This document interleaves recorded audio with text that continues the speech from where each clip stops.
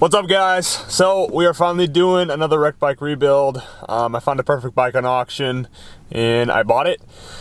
The only problem is that it's in Fairbanks. Right now I'm currently in Wasilla getting some gas. Wasilla is about 35 to 40 minutes away from Anchorage, and I got roughly 5 more hours. GPS says 5 hours and 20 more minutes of driving to go. Currently stopped off for some gas, but I'll update you guys as I go.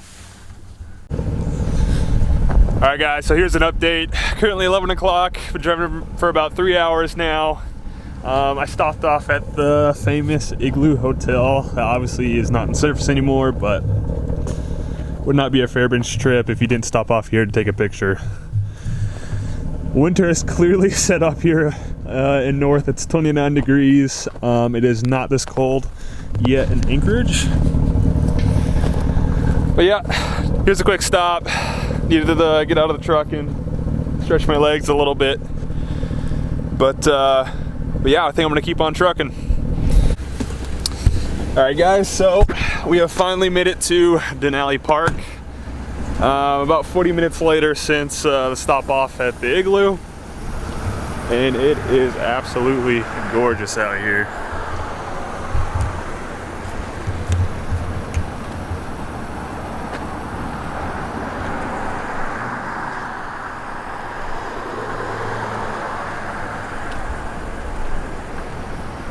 But yeah, I'm just gonna take a break and then we'll get back on the road. All right guys, so the bike is loaded up. Unfortunately, I wasn't able to film anything in there, but it is now loaded. It's a 2021 Kawasaki Z900. This one's a ZR900F, but I think it's gonna be an awesome build. Like I said, just said 2021, brand new. And the only damage, the major damage anyway, is the tank and obviously the handlebars. But I'm not gonna know anymore until I get the bike in the garage. So this is just gonna be a quick walk around of it. It's currently 26 degrees out and I got a 6-hour drive ahead of me, so I'm gonna get back in the truck and continue trucking. Really quickly though, I will show you this view. It is absolutely gorgeous out here. In Anchorage right now, it's overcast and cloudy, so this is a nice change in pace. But anyways, I'm gonna get back in the truck where it's warm, and I'll see you guys in Anchorage. All right guys, it's a new day and we're back in Anchorage. So let me show you guys what I picked out. This is a 2021 Kawasaki Z900. On the vid tag it says it's a ZR900F. So I'm just gonna call it a Z900 just because when I do all my research it just comes up as a Z900, so I'm gonna call it that. So we'll start off with the damage. First things first, the tank needs to be replaced, as well as the handlebars. All the controls, they all need to be replaced. The rear fairing, the tail tidy, and let's see, I think that was all that was majorly wrong. I got really lucky with this one. This whole side was obviously damaged, but the radiator wasn't damaged, nor the engine. It does have a little scrape right here, but I mean, if it's not leaking, I'm not going to consider that as real damage. Another small thing, and it's kind of a big thing, is that it did not come with keys. So that's kind of unfortunate. But fortunately, this does not have an immobilizer, so I don't need to get it specially programmed or anything, or send it out to ECU, or go to my dealer to get a special key made for it. I could literally take out the ignition and bring it to a locksmith and have him make me a new key. So that is a huge win. I am very, very curious to see on how many miles are on the bike. I'm gonna overshoot it and say that I would bet it doesn't have more than 2,000.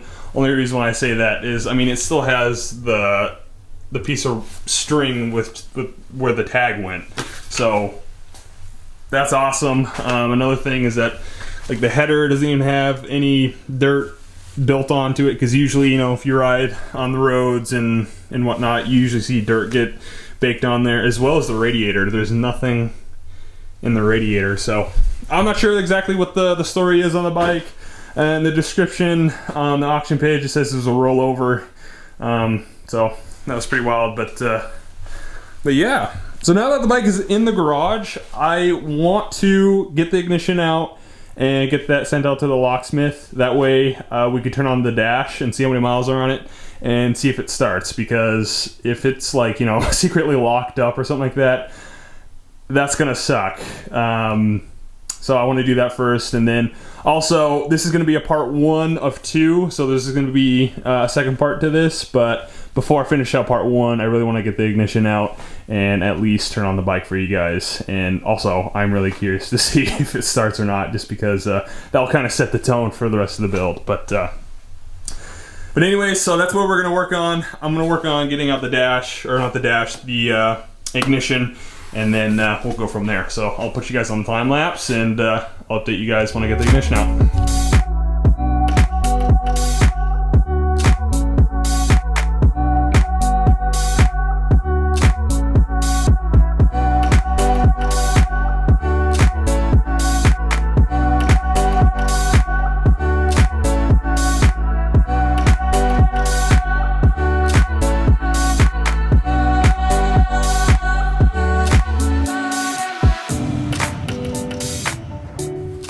What's up, guys? So it's a new day and I finally got this ignition out.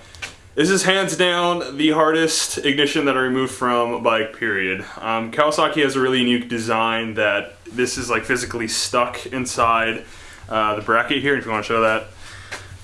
So you guys will see it in the time lapse, but this sits in there, obviously inside of this bracket. And initially what I thought was, I don't want to drill out these security bolts. And so what I thought I would do is cut the collar and undo the 2 8mm bolts that you're not going to be able to see on the underside. And well, that's what I did. I unbolted the 8mm bolts, and once that happened, this was wiggling, and I thought, okay, I'm home free. I'll just cut and take out the ignition. That is not the case. Like I said, this is physically stuck inside, and so don't do what I did. I'm not gonna lie, I made a mistake by cutting out this bracket. There's 2 security bolts on each side. Once you get those out, they sit in here like that. Once you drill out the head of the security bolt, you can then use a, I think these are called strip out sockets. I may be wrong. One of you guys can correct me if I'm wrong, but use that to take them out and go from there. But I think I might replace this part just because I know it's not coming that way from the factory with a cut collar. Although it doesn't look bad with the edges flap disc down and everything, so who knows. But I'll show you guys in here what this looks like. It's a complete wiring mess in here. Usually the airbox obviously sits in here, and then the ECU sits on top of it. Which one is it? I believe this is, yep, this is the ignition wire loom that, you know, obviously this just plugs into there. I accidentally undid this thinking that it was the ignition, but it was not. But yeah, like I said, hands down the toughest ignition that I've taken out. And we've done Cheyenne's Ducati. I didn't have to do it on the R6, I just had to have a new key made. Luckily, and I said it before, that this doesn't have any immobilizer, so luckily that doesn't have it. If it did, it would have made this job so much more harder, just because I have to send out the ECU to get it programmed and then a new key and everything else. But so I'm gonna get this off to the locksmith, and hopefully you can get a key made today, and we'll go from there. And hopefully this thing will at least turn on and we can see how many miles are on the bike, because I'm really excited to see how many miles are on the bike. How many miles do you think are on the bike, Cheyenne? 50. 50? Well, okay, I said at least under 2,000, but we'll see. But Cheyenne, she's helping me out with this video, so huge shout out, Cheyenne. But alright guys, I'm gonna get a new key made, and we'll go from there. Alright guys, so the locksmith was able to make a key for the bike. Not only does it start, she actually runs. So first things first, I gotta show you guys the miles. There we go, 705 miles, which is pretty wild. The ski bolts in their place are M6 bolts. Thread pitch is 1 millimeter, overall length is 35 millimeters, and let me set it up for you guys.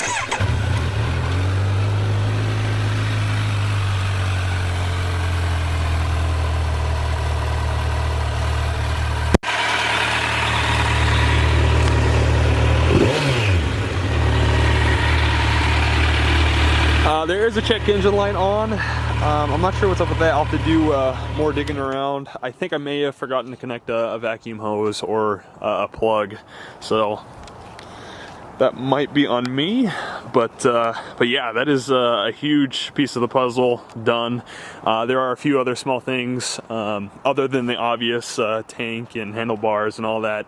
I do need to get a new shifter. I actually bent the it was bent back and I bent it straight. I think I'm gonna have these repowder coated, the flat black like it comes from factory, and the radiator, it has a crack up here that I didn't see. It's not leaking, but it's something that I don't want to start leaking later on down the road when I'm riding and say, you know, I'm 40-50 miles out of Anchorage. I don't want that to spring a leak. But yeah, I am super happy this thing runs. I did ride around my block a few times like this, and surprisingly, in the condition it is, it runs pretty smooth. But with all that being said, I think I'm gonna cut part 1 here. In part 2, all the parts will be ordered. I have a huge parts list to order. And so in part 2, all the parts will be in. And at the end of part 2, I will be doing a price reveal like I did with the Yamaha R6. So yeah, please keep an eye out for that video, and I will see you guys in the next one. Thanks.